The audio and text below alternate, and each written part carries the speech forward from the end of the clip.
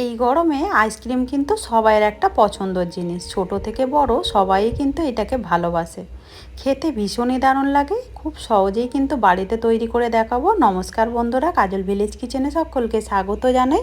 রোজকার মতো আজও রান্নাঘরে চলে এলাম। আজকের রেসিপি প্রথম থেকে লাস্ট পর্যন্ত দেখতে থাকুন, আশা করছি ভীষণ ভালো লাগবে। তো চলুন তাহলে শুরু করা যাক। জন্য একটা কড়া গরম হতে বসিয়ে দিয়েছি, এর মধ্যে দিয়ে দেবো শাকের সামান্য একটু জল।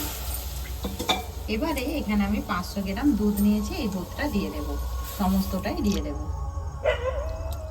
দুধটাকে খুব ভালো করে আগে ফুটিয়ে নেব। যেহেতু কাঁচা দুধের আমি ব্যবহার করেছি আর এইটা আমি প্যাকেট দুধ নিয়েছি, তোমরা চাইলে এখানে গরুর দুধেরও ব্যবহার করতে পারো, অথবা এখানে কিন্তু পাউডার দুধও গুলে নিতে পারো।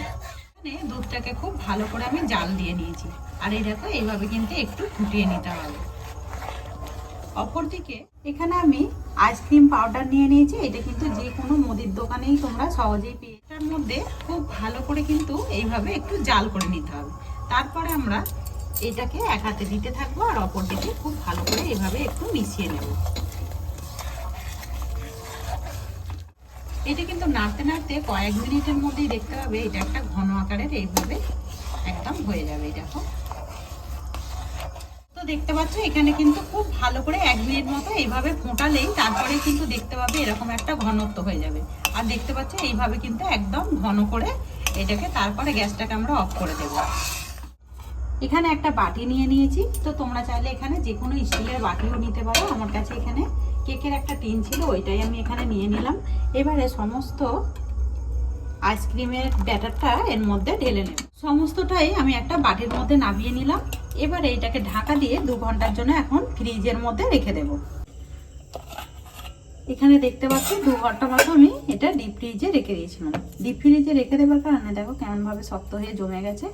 এবারে এটাকে কিন্তু আবার একটু ছাড়িয়ে নিতে হবে বা ভেঙে নিতে হবে।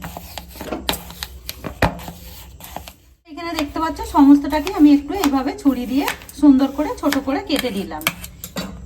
এবারে যেহেতু এর মধ্যে আমি ঘোরাতে পারবো না, তার জন্য আমি এখানে একটা বাটি নিয়ে নিলাম। সমস্তটাই আমি আইসক্রিমটা এর মধ্যে দিয়ে, এবারে সমস্তটাকে আমি এইভাবে একটু সুন্দর করে আগে এটাকে ফেটে নেব।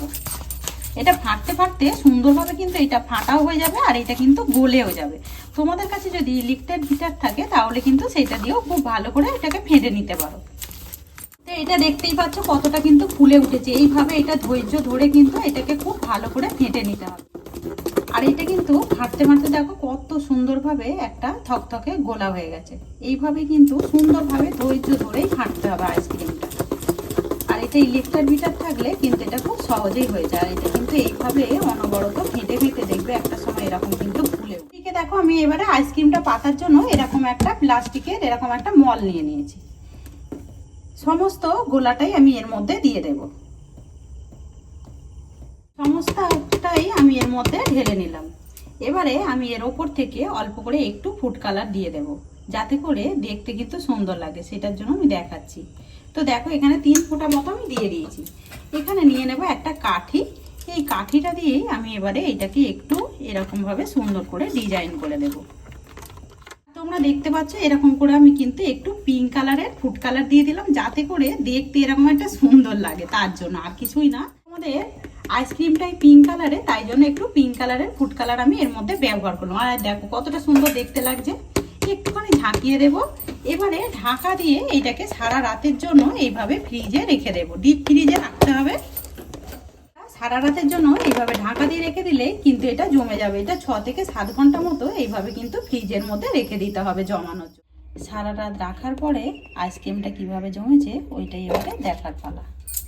আর দেখতেই পাচ্ছ কত সুন্দরভাবে কিন্তু জমে গেছে। আর ওপরটা দেখো কত সুন্দর একটা ডিজাইন তৈরি হয়ে গেছে। ওই জন্যই বলেছিলাম যদি একটু এইভাবে পিঙ্ক কালার দেওয়া যায় তাহলে কিন্তু বেশ দেখতে আইসক্রিমটা ভালোই লাগে। তো চলো এবারে তুলে দেখানোর পালা। তার জন্য নিয়ে নিলাম একটা প্লেট।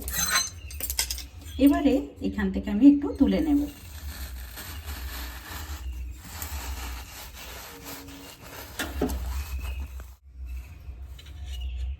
আর দেখতেই পাচ্ছ সুন্দর করে কিন্তু প্লেটের মধ্যে সাজিয়ে নিলাম। এবার ওপর থেকে একটু সাজিয়ে দেব যাতে করে দেখতে সুন্দর লাগে, তার জন্য। তো আজকের এই আইসক্রিমের রেসিপি আপনাদের কীরকম লাগলো অতি অবশ্যই কমেন্ট করে জানাবেন। যদি ভালো লেগে থাকে একটা লাইক করে দিয়ে এইভাবে আমার পাশে থাকবেন, আমাকে সাপোর্ট করবেন। আমার এরকম নিত্য নতুন রান্নার জন্য পাশে থাকা বেল আইকনটি প্রেস করবেন। সবাই ভালো থাকবেন, সুস্থ থাকবেন, ধন্যবাদ। আবারও কোনো নতুন রেসিপি নিয়ে ফিরে আসবো। আজকের মতো এই পর্যন্ত।